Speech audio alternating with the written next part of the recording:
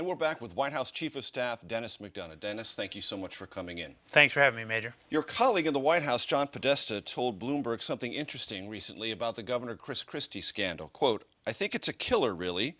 If that was true, I don't think there's any coming back." The White House is now getting involved in the Chris Christie scandal. Oh, I think John was just reacting to news of the day and to a question that was agree? asked to him on Friday afternoon. And so we've been pretty clear that this is a New Jersey matter to be resolved in New Jersey. We don't have a role in it. Politically, do you think it's a killer if true? Again, this is a New Jersey issue. We'll let them resolve it up there. Would you prefer John not commented on that? Well, I think John was just reacting to a question. Very good. Keystone. There was a report from the State Department on Friday. How does the White House interpret that? What's the schedule to decide up or down on the pipeline? Well, this is one of many important inputs into that process.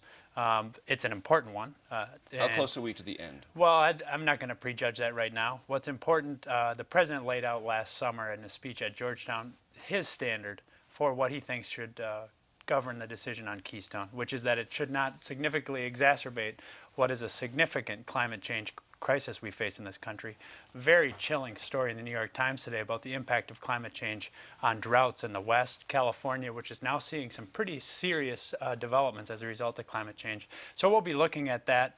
But what the president's role is now is to protect this process from politics, let the experts, the expert agencies, and the cabinet secretaries make their assessments both of the study that was put in on Friday as well as its impact on the national interest. So we'll resolve that over the coming period of time. Let me talk to you about Syria. The United States government says only 4% of the chemical weapons due out of that country by June 30th have been removed. Is this falling apart?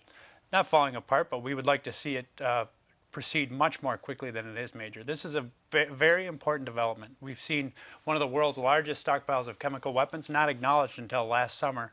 Now we're seeing it begin to be secured and dismantled, moved out of the country. We think that's important, but it has to be done along the timeline that the Syrians agreed.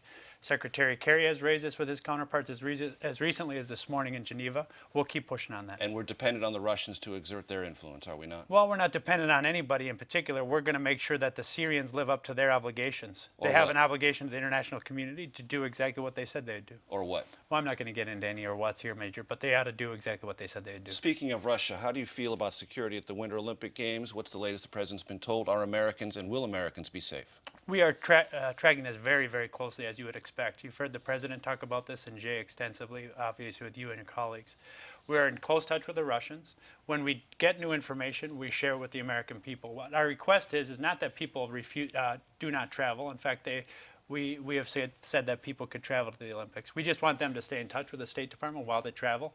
Watch the website for updates. When we have information, we'll share it with the American people. But we feel good that the Russians are taking serious steps right now. We'll continue to track that closely. Speaking of information, 2 weeks ago it was widely said at the White House the Russians were not giving up enough, not sharing enough about new threat matrix information. Is that improved? We always want more information. That's the lifeblood of how we keep our people safe. And big international events like this, as you've heard the president say, are also times for us to be concerned. I know that Mike Morrell and others on this network have suggested as much. So we're going to stay on top of this. More information is always better than less. Immigration. Republicans in the House put out principles. You can read it one of two ways. I'm curious how the president reads it. You could read it as a permanent second-class status for certain Americans who are here now illegally. They could stay here legally but may never become citizens. Is that good enough for the president?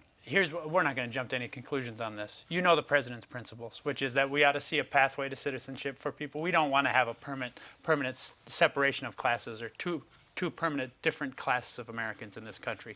We're just not going to live up. We're just not going to live with that.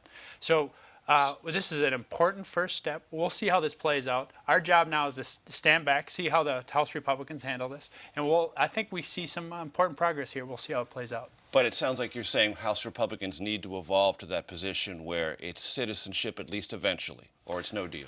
Look, that's the president's principle, which is he's laid out his principles on this. We should not have two classes of people in this country. I'm not prejudging exactly how the Republicans will handle this in Congress. I know the Democrats in Congress are going to have a view on this too, and they've been very clear about that over the course of this debate over the last many years. Iranian Foreign Minister Javad Zarif said that the Iranians are not prepared to give up their higher tech, more ambitious centrifuge purification of uranium. Is that a deal killer? I'm pretty confident that this is not the first negotiation where people will have public positions and private positions. So we'll let Foreign Minister Zarif talk about what he wants to talk about publicly. We'll make clear what we expect from him privately. Which is? And the talks later this month. I guess what I would like to try to figure out, Dennis, is the American position that once a final deal is reached, or in pursuit of a final deal, Iran cannot have any centrifuge purification processes of its own, that if it has nuclear fuel for civilian nuclear power production capability, it must come from the outside? Or can it have nuclear power it produces its own? I'm not going to conduct a negotiation here on your set or with you, Major. Here's what the Is that the president's key position. question? Here's what the president's position is. The key question is that the president is committed to prevent Iran from developing a nuclear weapon.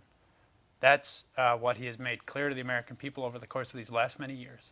Nuclear weapon in the hands of the Iranians would be a risk to that region, to our friends like Israel, but also would set off a nuclear arms race in that region, which would be in nobody's interest. That's why we're focused on precisely that. We'll also continue to press them on things like their support for Hezbollah, their support for international terrorism.